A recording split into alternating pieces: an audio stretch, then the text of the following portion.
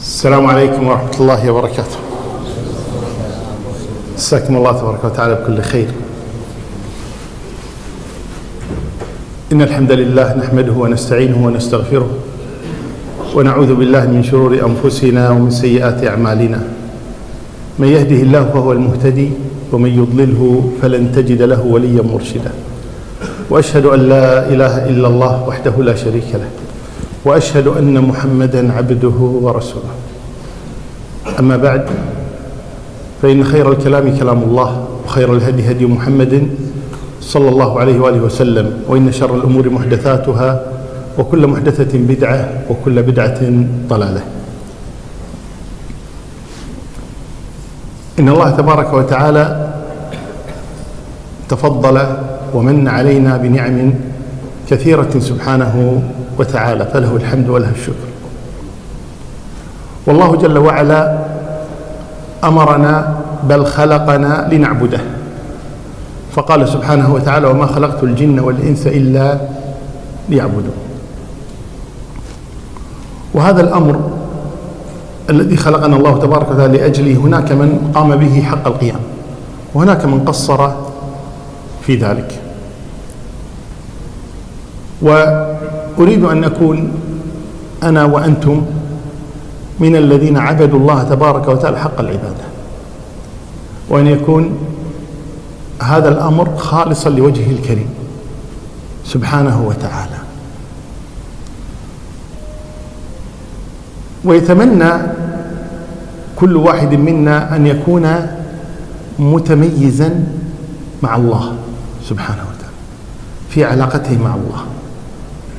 هناك كثير من الناس يبحثون عن التميز في حياتهم العامة، في لباسه، في ساعته، في سيارته، بعض النساء في حقيبتها، في ذهبها. حب الشهرة هذا أمر مفطور في النفوس. ما ذئبان جائعان أرسلا في غنم بأفسد لها من حب الشهرة للناس، قد يفسد عليه دينه. وهناك ناس يسعون للشهرة والظهور والشوفة أمام الناس، وهناك من تميزوا وخسروا. فليس كل متميز ناجح. يقول النبي صلى الله عليه وسلم: أول من تسعر فيهم نار جهنم ثلاثة. هؤلاء الثلاثة الذين تسعر فيهم نار جهنم قد يستغرب الكثيرون إذا علموا أن ظاهر أعمالهم، لا أقول الصلاح بل قمة الصلاح، الجواد الكريم، وقارئ القرآن، والشجاع الجريء.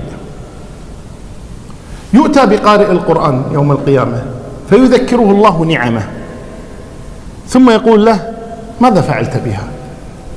فيقول: يا رب تعلمت فيك القرآن وعلمته. فيقال له: كذبت، إنما فعلت ذلك ليقال قارئ، وقد قيل أخذت جزاءك في الدنيا، خذوه إلى النار. ثم يؤتى بالجواد الكريم فيذكره الله نعمه وما أعطاه من المال، فيقول له: ماذا صنعت؟ قال: يا رب ما تركت بابا من أبواب الخير إلا وأنفقت فيه. قال: كذبت، إنما فعلت ذلك ليقال جواد، وقد قيل أخذت جزاءك في الدنيا، خذوه إلى النار.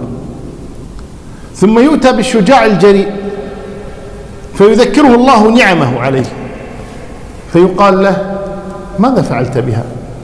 فيقول: يا رب قاتلت في سبيلك حتى قتلت. فيقال له: كذبت، إنما فعلت ذلك ليقال جريء، وقد قيل خذوه إلى النار. فهؤلاء الثلاثة كما ترون تميزوا، أو تميز أحدهم بالشجاعة، والثاني بالكرم، والثالث بتعليم القرآن. ومع هذا هم أول من تسعر بهم نار جهنم، أعاذنا الله وإياكم منها. إذن هذا التميز الذي تميزوا به بالدنيا لم ينفعهم. ولما قال عدي بن حاتم للنبي صلى الله عليه وسلم: قد علمت ما كان من حال أبي، وأبوه حاتم الطائي من أجواد العرب، فقال: قد علمت ما كان من حال أبي، يعني من النفقة والإكرام، فهل ينفعه ذلك؟ فقال النبي صلى الله عليه وسلم: إن أباك أراد شيئا وناله. أراد السمعة نالها. إلى اليوم الناس تتكلم بكرم حاتم وكرم حاتمي وحاتم الطائي وكذا إلى اليوم، والمطاعم مطعم حاتم الطائي. عبد الله بن جدعان، تقول عائشة أم المؤمنين رضي الله عنها: كان يكرم الحجيج. تقول للنبي صلى الله عليه وسلم: فهل ينفعه ذلك عند الله؟ قال النبي صلى الله عليه وسلم: إنه لم يقل يوما رب اغفر لي خطيئتي يوم الدين، يعني لا ينفعه. فليست كل شهرة وإن كانت في الأعمال الجليلة مقبولة عند الله تبارك وتعالى. والتميز الذي يريده الله تبارك وتعالى يريد تميزا خفيا، وهذا أمر صعب. كيف أكون متميزا وأكون أيضا مخفيا هذا التميز؟ لأن الله تبارك وتعالى يريد أن تكون أعمالنا له لا للناس، سبحان الله. تميز ولكن لا يعلم بك أحد، هذا صعب على النفس، أن الإنسان يكون متميزا والناس لا يعلمون به. ولكن هذا هو المطلوب، أن نتميز دون أن يعلم الناس. إن الله يحب العبد التقي النقي الخفي، هذا الذي يريده الله تبارك وتعالى. يريد تميزا ولكن خفيا لا يطلع عليه الناس، تميز بيننا وبين الله سبحانه وتعالى.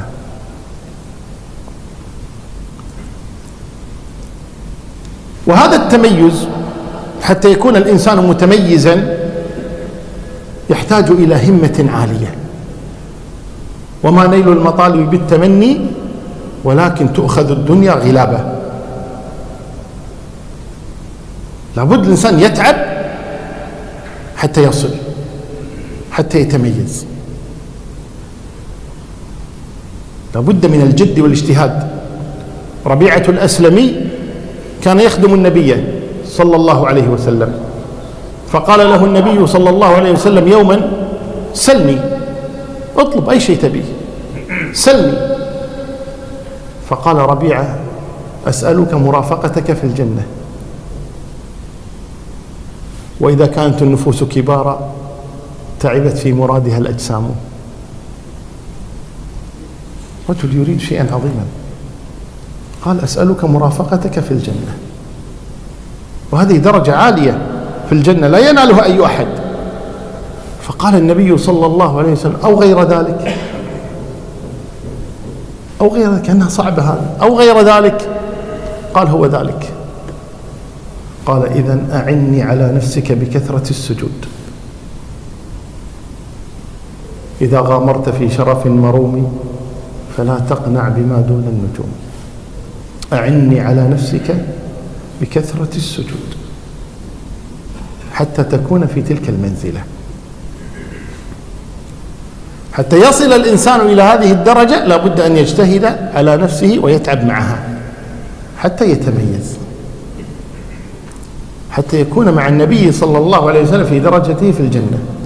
طاووس بن كيسان اليماني رحمه الله تبارك وتعالى كان من التابعين، لم يتشرف برؤية النبي صلى الله عليه وسلم، تشرف بلقيا أصحاب النبي كابن عباس وغيره، لكن لم يتشرف برؤية النبي صلى الله عليه وسلم.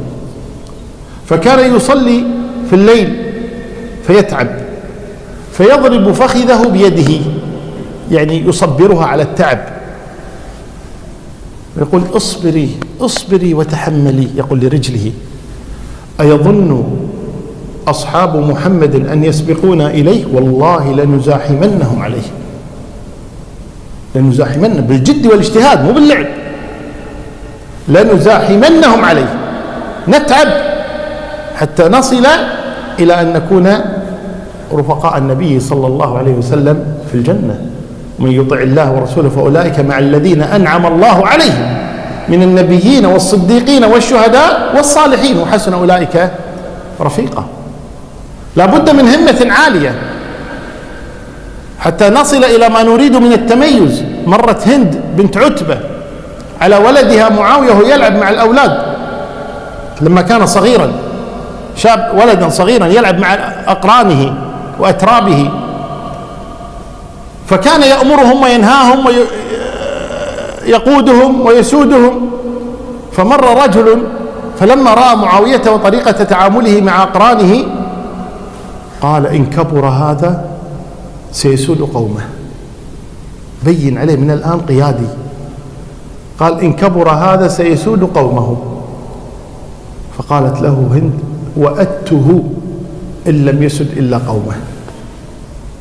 أنا نظرتي أبعد، ليس فقط قومه، يسود بعد قومه. وفعلا صار خليفة للمسلمين من مشرقها إلى مغربها، ملكا للمسلمين لمدة 20 سنة رضي الله عنه وأرضاه.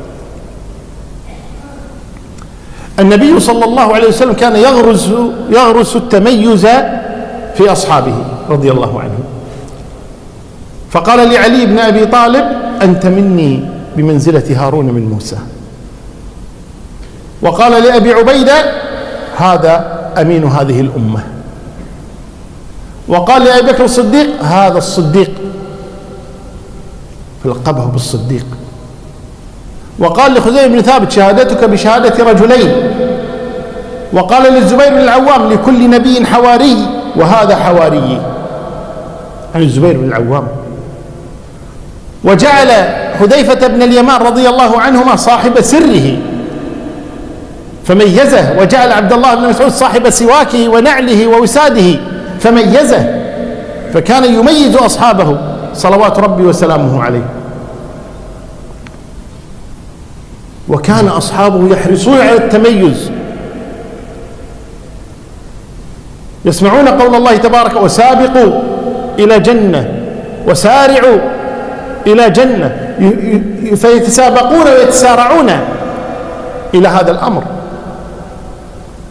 أبو بكر الصديق رضي الله عنه أتى النبي صلى الله عليه وسلم يوما،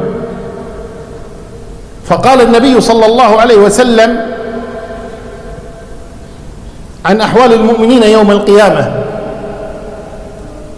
قال من أنفق زوجين في سبيل الله نودي من أبواب الجنة يدخلها من أيها شاء، فإن كان من أهل الصدقة نودي من باب الصدقة، وإن كان من أهل الصلاة نودي من باب الصلاة، وإن كان من أهل الجهاد نودي من باب الجهاد، وإن كان من أهل الصيام نودي من باب الريان. فقال أبو بكر ما على أحد دعي من أحد هذه الأبواب من ضرورة، ولكن يا رسول الله هل أحد يدعى من كل هذه الأبواب؟ يعني من كان عرف بالجهاد ينادى من باب الجهاد، من عرف بالصدقة ينادى من باب الصدقة، من عرف بالصوم ينادى من باب الصوم، من عرف بالصلاة، وهكذا. أبو بكر يقول لا، في أحد ينادى من كل هذه الأبواب؟ يعني يكون متميزا في صلاته، في صيامه، في صدقته، في جهاده، في دعوته، في إيمانه، في كل شيء يكون متميزا. قال فهل يدعى أحد من جميع هذه الأبواب؟ قال نعم، وأرجو أن تكون منهم، يعني أنت منهم. وكان أبو بكر كذلك رضي الله عنه. أبو بكر الصديق تميز عن أصحاب النبي صلى الله عليه وسلم بأمر لا تكاد تجده عند أحد من أصحاب النبي صلى الله عليه وسلم بلا نزاع أبدا، وهو أن جل مناقب أبي بكر الصديق تميز، جل مناقبه خصائص متميز بها عن سائر أصحاب النبي صلى الله عليه وآله وسلم، جلها. غيره من أصحاب النبي صلى الله عليه وسلم يمدح في شيء يمدح غيره في نفس الشيء، أبو بكر لا، يميز، متميز عن سائر أصحاب النبي صلى الله عليه وآله وسلم. وقعت مشكلة بين أبي بكر وعمر رضي الله عنهما، وكان أبو بكر حاد الطبع حار. يقول فأسرعت إلى عمر بكلمة ثم ندمت فقلت اغفر لي، سامحني على هالكلمة اللي قلتها. قال عمر لا أغفر لك، ما سامحك. ثم انصرف عمر فحزن أبو بكر، لماذا لم يسامحه؟ لماذا لم يغفر له؟ فانطلق إلى النبي صلى الله عليه وسلم فقال يا رسول الله، وقع بيني وبين عمر شيء فأسرعت إليه، يعني أنا غلطان، فقلت اغفر لي فلم يغفر لي. فقال النبي صلى الله عليه وسلم يا أبي بكر يغفر الله لك يا أبا بكر، يغفر الله لك يا أبا بكر، يغفر الله لك يا أبا بكر. يعني إن لم يغفر عمر ألا يكفيك أن يغفر لك الله؟ يغفر لك الله سبحانه وتعالى. يقول أبو الدرداء راوي هذا الحديث ثم إن عمر ندم لماذا لم يغفر لأبي بكر، فذهب إلى أبي بكر في بيته ليقول له قد غفرت لك، فلم يجده، فقال لعله أن يكون عند النبي صلى الله عليه وسلم وهذا هو المكان الذي يكونون فيه. فانطلق إلى النبي صلى الله عليه وسلم. يقول أبو الدرداء وبينما الحدوث إذ أقبل علينا عمر فلما رآه النبي صلى الله عليه وسلم قام إليه مغضبا، يعني الغضب يرى في وجه النبي صلى الله عليه وسلم، قام إليه مغضبا. يقول فجثى أبو بكر على ركبته، إنه كان يعرف منزلته عند النبي صلى الله عليه وسلم، فجثى على ركبتيه وقال يا رسول الله أنا كنت أظلم، أنا كنت أظلم، أنا كنت أظلم، يعني لا تغضب على عمر، أنا اللي غلطان، أنا كنت أظلم. يقول أبو الدرداء والنبي لا يلتفت إلى أبي بكر حتى أقبل على عمر فقال له مه يا عمر، أي ماذا يا عمر؟ أرسلني الله إليكم فقلتم كذبت، وقال أبو بكر صدق وواساني بنفسه وماله، فهل أنتم تاركوا لي صاحبي؟ الله أكبر. هذه يقولها لعمر وغيره، وعمر عمر يقول له ولغيره هل أنتم تاركوا لي صاحبي، كأنه يقول لهم هذا صاحبي دونكم، أنتم نلتم الصحبة العامة، هذا نال الصحبة الخاصة، هذا من خاصة الخاصة، فهل أنتم تاركوا لي صاحبي؟ هكذا يقولها النبي لعمر صلوات ربي وسلامه عليه. كان متميزا في علمه. يقول أبو سعيد الخدري قبل وفاة النبي صلى الله عليه وسلم بأيام توفي صلوات ربي وسلامه عليه بأبي هو وأمي يوم الاثنين، وهذه الحادثة وقعت يوم الخميس، يعني قبل وفاته ب4 أيام. خرج النبي صلى الله عليه وسلم إلى الناس وقد عصب رأسه من الألم، فقال لهم إن رجلا خيره الله تبارك وتعالى بين الدنيا وزينتها وبين ما عند الله، فاختار ما عند الله. يقول أبو سعيد الخدري فبكى أبو بكر وقال فديناك بآبائنا وأمهاتنا يا رسول الله. قال أبو سعيد فعجبنا له، يخبر رسول الله صلى الله عليه وسلم عن رجل خير، قصة مثال، إن رجلا يقول يخبر رسول الله صلى الله عليه وسلم عن رجل خير وأبو بكر يبكي، ما شأن هذا بهذا؟ يقول أبو سعيد فكان المخير رسول الله صلى الله عليه وسلم وكان أبو بكر أعلمنا، أعلم أصحاب النبي بلا خلاف، أعلم الصحابة رضي الله عنه، كان متميزا في نفقته. يقول النبي صلى الله عليه وسلم ما نفعني مال أبي بكر، الوحيد الذي نفعني ماله هذا الرجل، مال أبي بكر الصديق رضي الله عنه. كان متميزا رضي الله عنه في قضية ما وقعت لأحد من البشر سوى الأنبياء، قال الله تبارك وتعالى لموسى وهارون: إنني معكما أسمع وأرى. معكما أنتما موسى وهارون، أسمع وأرى. ما قالها الله لبشر إنني معك إلا لموسى وهارون، وقالها لمحمد وأبي بكر، إذ يقول لصاحبه لا تحزن إن الله معنا. نعم، قال الله جل وعلا: وهو معكم أينما كنتم، وقالوا وهو معهم أينما كانوا. هذه المعية العامة التي تكون للخلق كلهم، ليس لأحد فيها فاضل، وهي معية العلم. وخص الله تبارك وتعالى أصنافا من الناس فقال: إن الله مع الذين اتقوا، إن الله مع المحسنين، والله مع الصابرين. فمن اتصف بهذا الوصف الله معه. لكن أن يذكر الله تبارك وتعالى شخصا بعينه: أنت، أنا معك، ما ذكرت لغير الأنبياء إلا لأبي بكر الصديق رضي الله عنه، إذ يقول لصاحبه لا تحزن إن الله معنا، أي أنا وأنت وكفار مكة على وجه الغار. وقال له: ما ظنك في اثنين الله ثالثهما. هذه ما وقعت لأحد من البشر غير أبي بكر الصديق رضي الله عنه إلا الأنبياء صلوات ربي وسلامه عليهم أجمعين.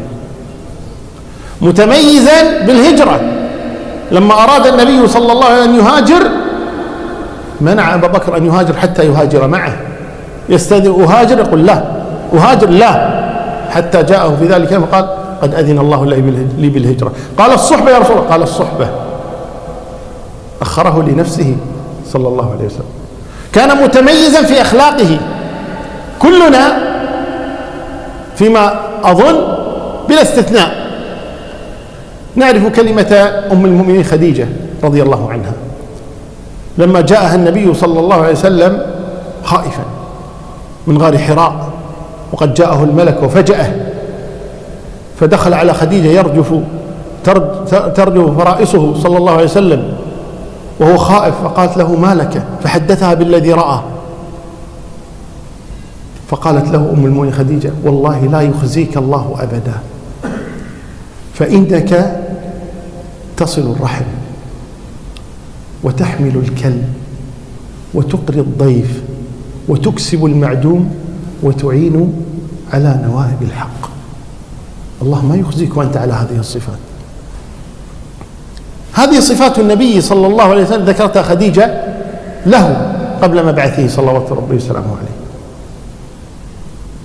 أبو بكر الصديق في سنة من السنوات استأذن النبي صلى الله عليه وسلم في أن يهاجر، يدعو إلى الله تبارك وتعالى، فأذن له النبي صلى الله عليه وسلم، فخرج فلقيه رجل يقال له ابن الدغنة وعرفه.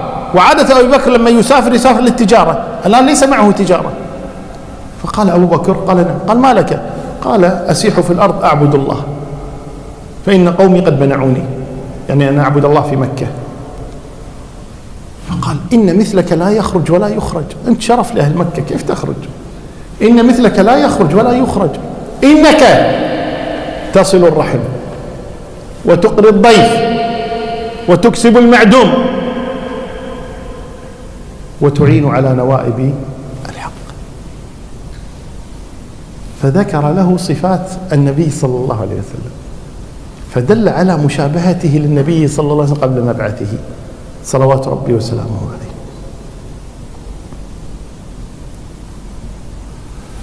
على كل حال، إن التميز أمر مطلوب، ونحن نريد أن نتميز. والنبي صلى الله عليه وسلم ذكر أمورا يتميز بها الناس حين الغفلة، يجب علينا أن نحرص على هذه الأمور. يقول النبي صلى الله عليه وسلم: من صلى البردين دخل الجنة. لماذا؟ قال: لأن الناس يغفلون عن هاتين الصلاتين، صلاة العصر وصلاة الفجر. قال: من صلى البردين دخل الجنة. الناس يغفلون.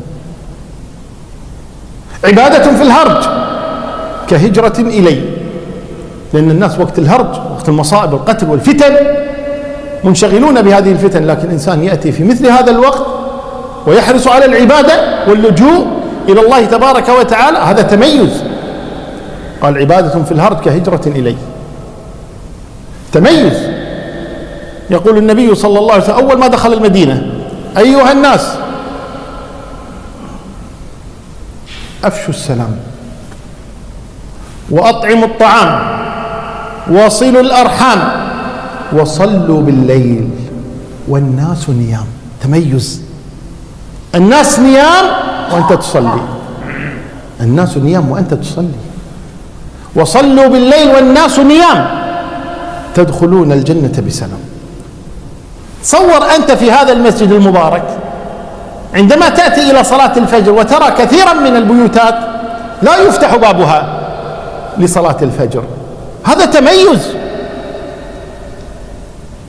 عندما يوفقك الله تبارك وتعالى إلى مثل هذه الصلاة تميز.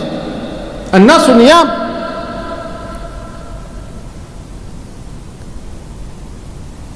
بعض السلف كانت عنده خادمة باعها، جارية مملوكة باعها،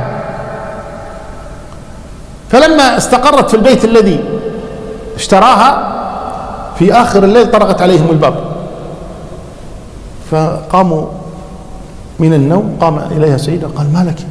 أذن الفجر؟ يعني تطرقين عين الباب توقظين لصلاة الفجر؟ قال: أذن الفجر؟ قالت: لا.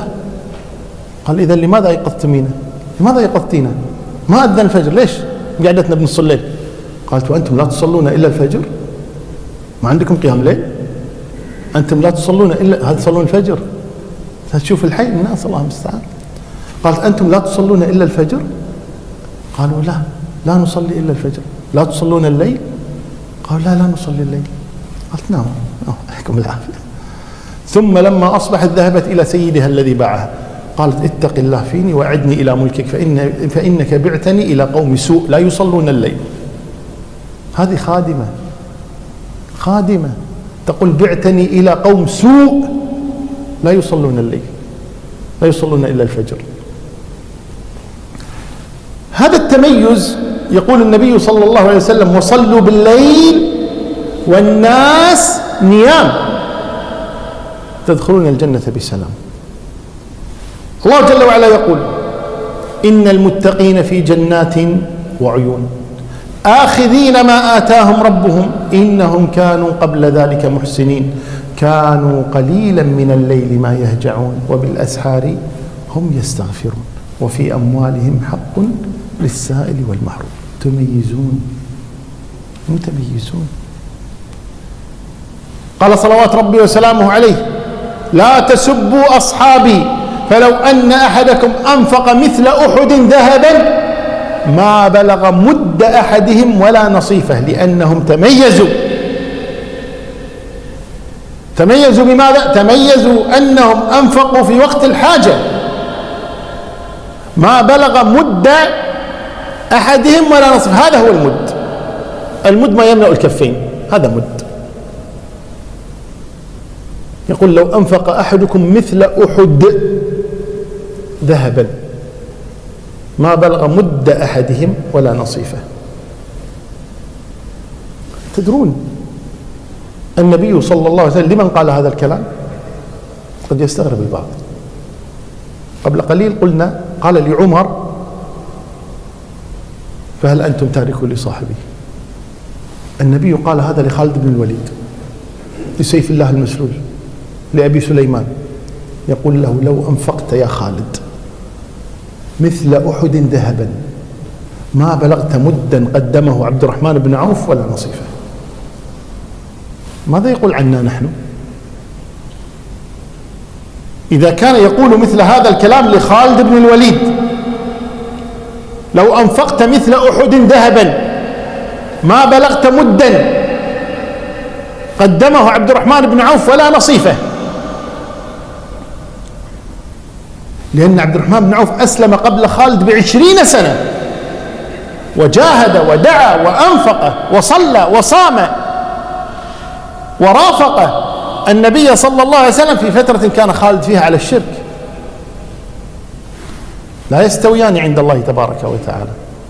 لا يستوي منكم من أنفق من قبل الفتح وقاتل أولئك أعظم درجة من الذين أنفقوا من بعد وقاتلوا.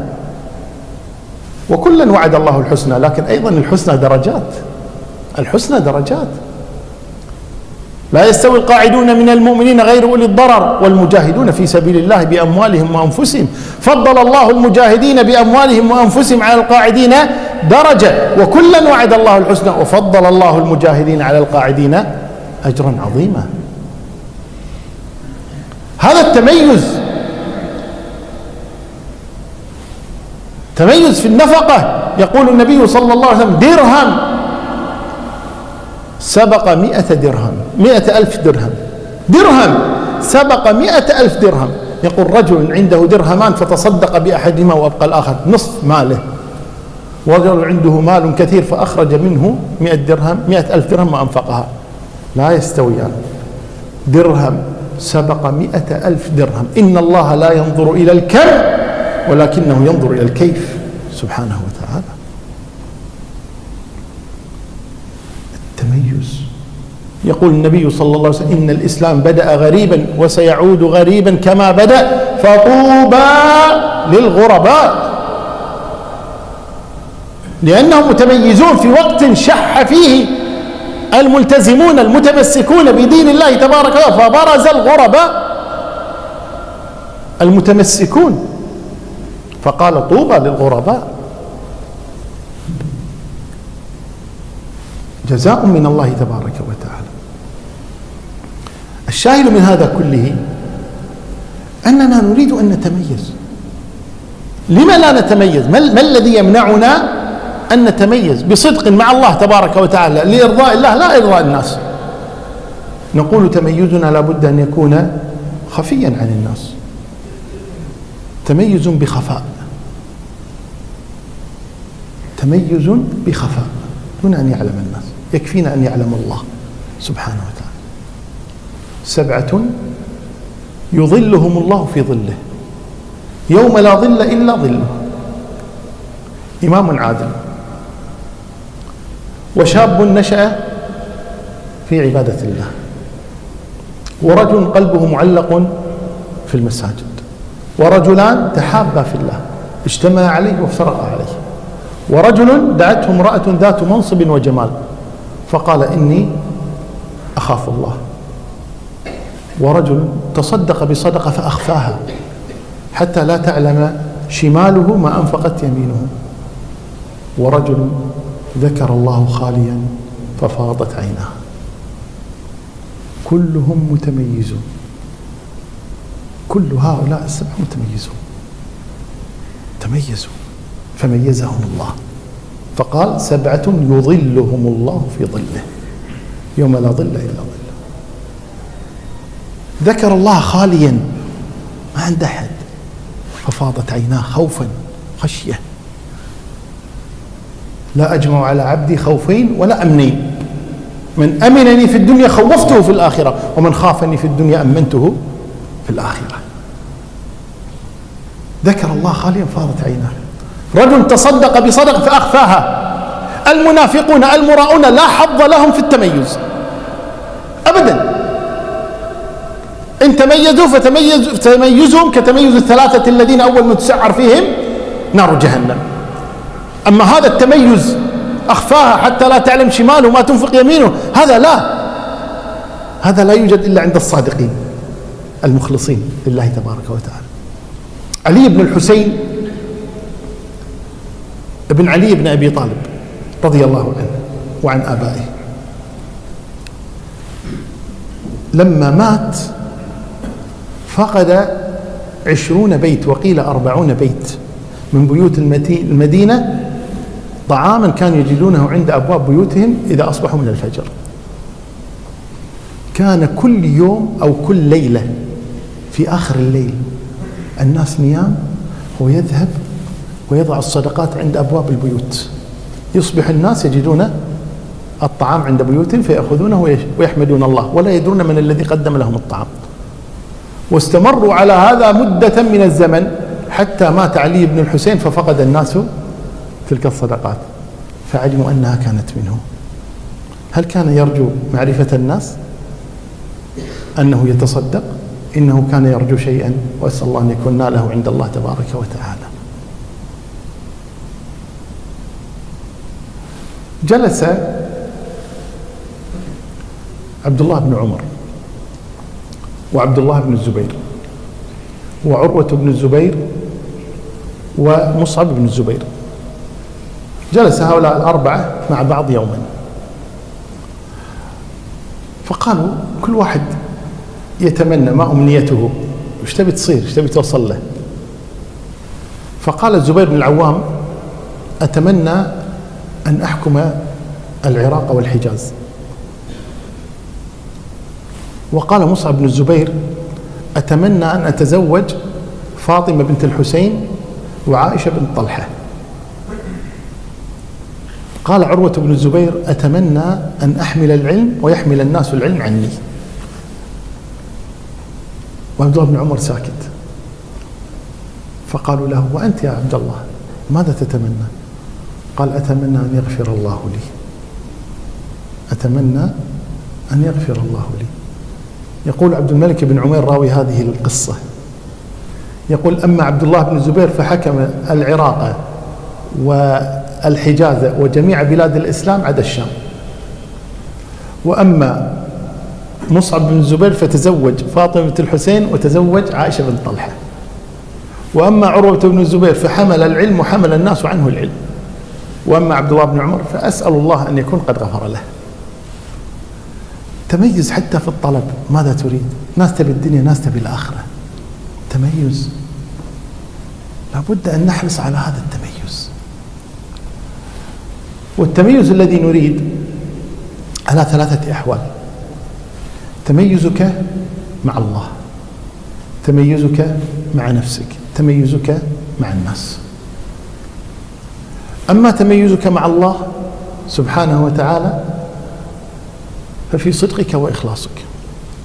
ويطعمون الطعام على حبه مسكينا ويتيما وأسيرا إنما نطعمكم لوجه الله لا نريد منكم جزاء ولا شكورا إنا نخاف من ربنا يوما عبوسا قمطريرا. تميزك مع الله تبارك وتعالى في عبادتك، في صلاتك، في إتقانها. النبي صلى الله عليه وسلم يقول: وصلوا كما رأيتموني أصلي. فنتعلم كيف كان يصلي النبي صلى الله عليه وسلم فنصلي كما صلى حتى يرضى عنا الله. تميزك في حجك، خذوا عني مناسككم، تعلم كيف حج النبي صلى الله عليه وسلم. نتميز في صيامنا، كل الناس صائمة، لكن من المتميز؟ يقول النبي صلى الله عليه وسلم: فإن سابه أحد أو شاتمه قال إني امرؤ صائم. تميز، لأن أكثر الناس يردون ما يتحملون، هذا يرد ردا آخر، هذا يقول إني امرؤ صائم ما أرد عليك، يترفع، يحمي صيامه، يحفظ دينه. تميزنا مع الله تبارك في قراءة القرآن، الناس تقرأ هذا وأنت تقرأ بتدبر بفهم. تتميز بصدقتك، تتميز في حبك لله، تتميز في خوفك من الله. يدعوننا رغبا ورهبا، يدعون ربهم خوفا وطمعا، تتجافى جنوبهم عن المضاجع، يدعون ربهم خوفا وطمعا. هكذا تميز. تميزك مع الناس، هذه مسألة مهمة جدا. وأول الناس وأولى الناس بك أمك وأبوك. تميزك بالبر. كثير من الناس خاصة في مجتمعاتنا يحرصون على البر، ولكن فرق بين البر وبين التميز بالبر، فرق. عبد الله بن عمر رضي الله عنهما كان معه نافع مولاه، فرأى أعرابيا يعرج من البادية، فلما رآه عبد الله بن عمر نزع جبته عباءته بشته وألبسه إياه، ثم نزل عن حماره وقال: هذا هدية لك. والحمار في ذلك الوقت مثل السيارة الآن، يعني مركوبك الذي تركبه. نزل عن سيارته أو مركوبه وأعطاه إياه، قال: هذا لك. ثم انصرف. فقال نافع لعبد الله بن عمر: يا أبا عبد الرحمن، هؤلاء الأعراب يكفيهم الشيء القليل، يا لو أعطيته عباءتك فقط أو أعطيته شيئا بسيطا، تعطيه العباءة والحمار على شنو؟ على ماذا؟ فقال عبد الله بن عمر: أو ما تدري يا نافع إن أباه كان ودا لعمر. أبوه يحبه، أبوه يرفيج أبوه وليس هو، يعني ما وجد صاحب عمر، وإنما وجد ابن صاحب عمر. تذكر حديث النبي صلى الله عليه وسلم ما قال رجل للنبي صلى الله عليه وسلم: إن أبوي قد توفيا فهل بقي شيء من برهما؟ قال: إن من أبر البر أن يبر الرجل أهل ود أبيه. يعني تشوف أصحاب أبيك تودهم، اللي يحبهم أبوك تحبهم، تروحهم تزورهم، أمك كذلك. هذا من أبر البر، من أبر البر. هذا الرجل الثلاثة الذين دخلوا الغار لما جاءت الصخرة وأغلقت عليهم باب الغار، قالوا كل واحد، وحاولوا أن يدفعوه فلم يستطيعوا، قالوا ما في لكم إلا الدعاء. فقالوا كل واحد يدعو الله تبارك وتعالى يتوسل إليه بعمل صالح، يعني أخلص فيه لله تبارك وتعالى. فقام أحد هؤلاء الثلاثة فقال: اللهم إني كان لي أبوان لا أغبق قبلهما أحدا، لا زوجة ولا ولدا، فجئتهما يوما بالحليب أو باللبن فإذا هما قد ناما، جاب لهم الغبوق فإذا هما قد ناما، وأولادي يتضاغون يعني يبكون يبون يشربون، وقلت له والله لا أسقي أحدا قبلهما، وظللت قائما على رؤوسهما ما نام ينتظر متى يستيقظان، فلما استيقظ قدم لهما هذا اللبن فشربا. قال: اللهم إن كنت فعلت ذلك لأجلك اللهم افرج عنا الصخرة، ففرج الله عنهم الصخرة سبحانه وتعالى. تميز بالبر، لابد أن نتميز بالبر، أن نتميز في معاملتنا للناس. يقول النبي صلى الله عليه وسلم: لا يؤمن أحدكم حتى يحب لأخيه ما يحب لنفسه. جرير ابن عبد الله البجلي الصحابي رضي الله عنه أرسل خادمه ليشتري له فرسا، فذهب الخادم واشترى الفرس، فلما رآها جرير قال: بكم اشتريتها؟ قال: ب400 دينار. قال: هذه ب400؟ قال: نعم. قال: ورضي صاحبها؟ قال: نعم. قال: لعلك يعني غششته لعلك؟ قال: والله عرضها واشتريتها. قال: تعرفه إذا رأيته؟ قال: أظن. قال: ارجع إلى السوق فإن رأيته فأتي به. فذهب إلى السوق فوجده، قال: تعال جرير يريد أن يكلمك. فأتى فقال له: أنت بعت فرسك هذا ب400 دينار؟ قال: نعم. قال: ورضيت؟ يا السعر عاجبك راضي؟ قال: نعم. قال: لكن فرسك هذا يعدل أكثر من ذلك، شلون تبيع ب400؟ يسوى أكثر، تبيعه ب500؟ أعطيك 100 زيادة، راضي؟ قال: نعم. قال: لا، يعدل أكثر من ذلك، لين وصل معاه 800. قال: تبيعه ب800؟ قال: نعم. قال: هذا ثمنه 800 تقريبا، هذا سعره. ثم التفت إلى خادمه قال: أعطيه 400 أخرى. أعطاه وانصرف الرجل. فلما انصرف ناداه جرير قال: تعال ارجع مرة ثانية. فرجع الرجل: نعم. قال: ليس بي جنون. مو تروح الحين تسولف بين الناس لقيت لي واحد مجنون بعته ب400 وعطاني 400 زيادة. ليس بي جنون، ولكني بايعت رسول الله صلى الله عليه وسلم على النصح لكل مسلم. أنا أحب لك اللي أحب حق نفسي، هذا يسوى 800، حرام تبيع ب400. أحب لك ما أحب لنفسي. بايعت رسول الله صلى الله عليه وسلم على النصح لكل مسلم. تميز موجود هذا الآن؟ نادر أن نجد مثل هذه الصورة اليوم. الآن لو الإنسان اشترى بيتا أو أرضا أو أي شيء بسعر أقل من السوق لذهب والناس تبارك له ويحظك، وين لقيتها الخبل، وين لقيتها المغفل، عسى الله يطيحنا بواحد مغفل، عسى الله عشان نشتري مثل ما شريت، ويسولفون فيه ومستانس يضحك. كيف نتميز؟ ما راح نتميز حتى نحب لأخينا ما نحب لأنفسنا. لا يؤمن لا يكمل الإيمان. لن نتميز حتى تحب لأخيك ما تحب لنفسك. تميز في القرض والإقراض. كثير من الناس اليوم يقترضون ويقرضون، لا يتميزون. يؤتى برجل يوم القيامة على رؤوس الأشهاد، فيقول الله تبارك وتعالى له: ماذا فعلت؟ ما لك من حسنات؟ قال: لا أذكر شيء. قال: تذكر. قال: أذكر أني كنت أقرض، فكنت أنظر الموسر وأتجاوز عن المعسر، اللي عنده أمهله واللي ما عنده أسامحه. تميز في إقراضه. قال: كنت أمهل الموسر وأتجاوز عن المعسر. فقال الله له: نحن أحق بذلك منك، فيغفر الله له ويتجاوز عنه سبحانه وتعالى، لأنه تميز. صدقون تميز حتى في زواجنا وطلاقنا، تميز. المسلم متميز. الآن جل الناس عندما يطلقون كيف يطلقون؟ كيف يطلقون الناس الآن؟ زعلت المرأة، اسمع الكلام يا مرأة، ماني سامع الكلام، ما انت كفو، انت ما انت كفو، ولا لا طالق، انتهى الأمر. هكذا أكثر الطلاق يقع هكذا، مشكلة صغيرة تكبر تكبر، الشيطان يحضر ويقع الطلاق. لكن لو تميزنا في طلاقنا وعرفنا أن الطلاق نوعان: طلاق سني وطلاق بدعي. والطلاق السني لابد أن يكون في طهر لم يجامعها فيه.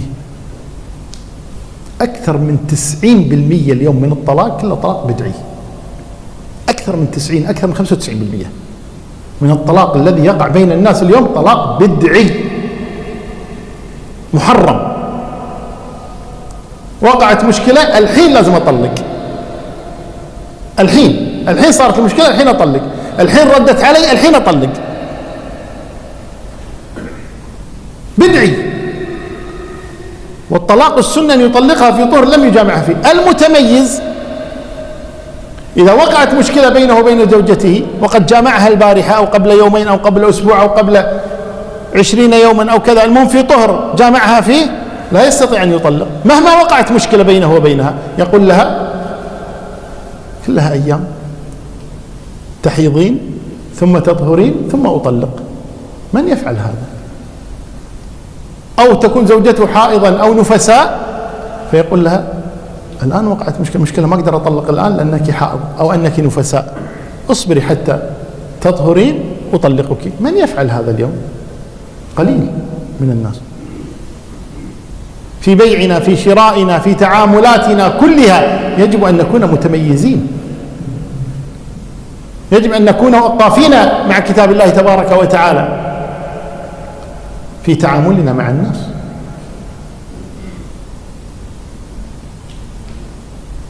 ومع أنفسنا كذلك يجب أن نكون متميزين. يقول الله تبارك وتعالى في وصف المؤمنين: الذين إذا أصابتهم مصيبة قالوا إنا لله وإنا إليه راجعون أولئك عليهم صلوات من ربهم. صلوات أي رحمات من ربهم سبحانه وتعالى لأنهم صبروا. يقول النبي صلى الله عليه وسلم: ليس الشديد بالسرعة وإنما الشديد الذي يملك نفسه عند الغضب. متميز، يملك نفسه عند الغضب. لقي النبي صلى الله عليه وسلم امرأة تبكي عند قبر ولدها، قال: اصبري أمة الله، قالت: إليك عني فإنك لم تصب بمصيبتي. فجاء أبو بكر فقال: كيف تكلمين رسول الله بهذه الطريقة؟ قالت: هذا رسول الله والله ما عرفته. فأتت النبي صلى الله عليه وسلم قالت: يا رسول الله أصبر. قال: لا، إنما الصبر عند الصدمة الأولى. تميز، نصبر عند الصدمة الأولى. يذكرون عن علي بن الحسين وقيل هارون الرشيد وقيل غيرهما أن جارية له كانت تسكب له الماء للوضوء بالإبريق، إبريق حديد، فلت الإبريق من يدها فأصاب رأسه، شجه في رأسه، فالتفت إليها مغضبا: كيف سقط منك على رأسي؟ فنظر إليها مغضبا فقالت: والكاظمين الغيظ، والكاظمين الغيظ، أكظم غيظك. فسكت، قال: كظمت غيظي. قالت: والعافين عن الناس، سامحني. قال: عفوت عنك. طمعت. قالت: والله يحب المحسنين. قال: اذهبي فأنت حرة إلى وجه الله. العادة لما واحد يقول أنت حر لوجه الله مسوي شيء زين، هذه شاق راسه بالإبريق ويقول لا تهج فأنت حرة لوجه الله سبحانه وتعالى. ليش؟ تميزت باختيار الألفاظ، وتميز هو بالوقوف مع كتاب الله تبارك وتعالى، وقاف مع كتاب الله تبارك. هكذا التميز، أن نكون وقافين مع كتاب الله تبارك وتعالى. أبو سفيان بن الحارث ابن عبد المطلب ابن عم النبي صلى الله عليه وسلم، كان أيام كفره قبل أن يسلم وبعد بعثة النبي كان يهجو النبي ويسبه صلى الله عليه وسلم. فرد عليه حسان بن ثابت شاعر النبي صلى الله عليه وسلم الذي قال أتهجوه ولست له بكفء فشركما لخيركم الفداء، هجوت محمدا وأجبت عنه وعند الله في ذاك الثناء. المهم أبو سفيان هذا أسلم وتاب، ولكن النبي صلى الله عليه وسلم كان قد اتخذ منه موقفا. أنت ولد عمي تسبني تهجوني على شنو؟ ما تبي تسلم لا تسلم، بس ليش تهجوني أنا ولد عمك؟